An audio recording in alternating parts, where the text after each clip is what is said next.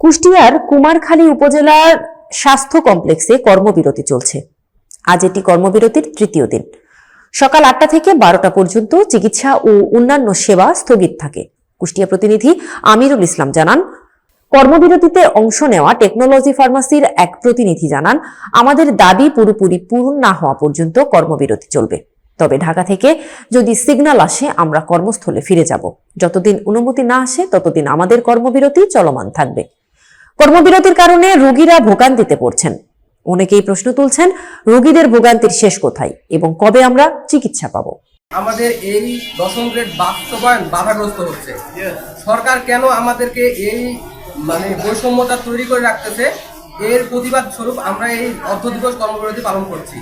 আমাদের এই কর্মবিরতি পালন করার উদ্দেশ্য এই নয় যে আমরা রোগীদেরকে কষ্ট দিব। আমাদের উদ্দেশ্য হলো রোগীরা জানবে সরকার যেন আমাদের এই বৈষম্যতা দূর করে রোগীদের সেবা করার জন্য আমাদেরকে উৎসাহ দান করে এবং আমাদের এই বৈষম্যতা দূর করে।